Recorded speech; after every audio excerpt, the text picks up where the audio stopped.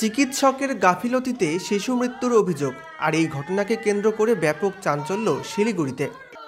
শিলিগুড়ির বিধান রোড সংলগ্ন স্টেডিয়াম পার্শ্ববর্তী একটি নার্সিংহোমে ওই ছোট্ট বাচ্চাটির মৃত্যু হয়েছে। পরিবারের লোকেদের অভিযোগ, গুরুতর অসুস্থ অবস্থায় শিশুটিকে নার্সিংহোমে ভর্তি করানো হয়েছিল, কিন্তু চিকিৎসক সঠিক সময়ে তাকে দেখতে পর্যন্ত আসেননি। চিকিৎসার অভাবেই শিশুটির মৃত্যু হয়েছে বলে অভিযোগ।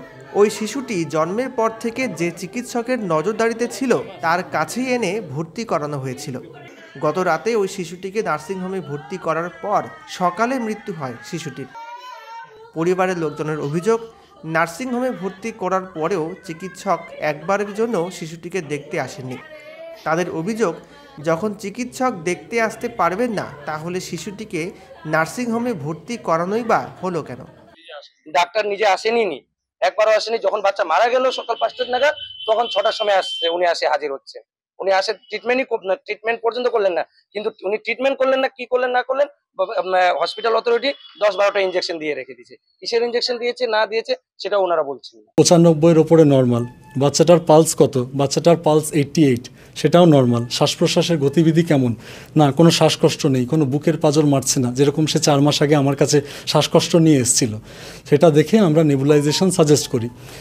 বারবার করে বলা সত্ত্বেও যে হঠাৎ করে কাশি হয়েছে, দুধ খাওয়াবেন না, স্যার দুধ লিখে থাকলেও সেটা এখন স্যার খাওয়াতে বারণ করেছে। 2 থেকে 3 বার বলা সত্ত্বেও তারা দুধ খাইয়েছে। তো এই জন্য আমরা অ্যাজিউম করছি, হঠাৎ করে একটা শিশুর মৃত্যু যখন হয়ে যায়, সেটা তো কোনো সহজ ব্যাপারে হয় না, নিশ্চয়ই কোনো গম্ভীর সমস্যা।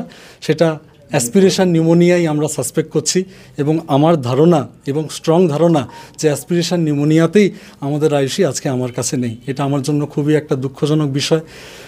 বাড়ির লোককে হয়তো কতটা বুঝিয়ে উঠতে পারবো তা নয়, কিন্তু অ্যাসপিরেশন নিউমোনিয়া হচ্ছে যখন দুধ যেটা খাওয়ানো হয় সেটা খাদ্যনালীতে না গিয়ে শোয়ানো অবস্থায় যখন তার মুখে দুধের বোতল গুঁজে দেওয়া হয়, সেটা খাদ্যনালীতে না গিয়ে শ্বাসনালীতে যায়। শীতকালে এই ধরনেরই মৃত্যু হঠাৎ করে আচমকা, উইদাউট এনি রিজন, অবুঝতার জন্য এইভাবে মৃত্যু হয় বাচ্চাদের। সেটাতে আমি যদি সেই সময় সেখানে উপস্থিত থাকতাম, হয়তো কিছু করতে পারতাম না, এটা কারণ নির্ধারিত। তো এই জন্য ইনস্ট্রাকশন মানা না সত্ত্বেও আর যা যা সেফ মেডিসিনস দেওয়া হয়েছে সেগুলো সবও আপডেট আপনাদেরকে দেওয়া হবে।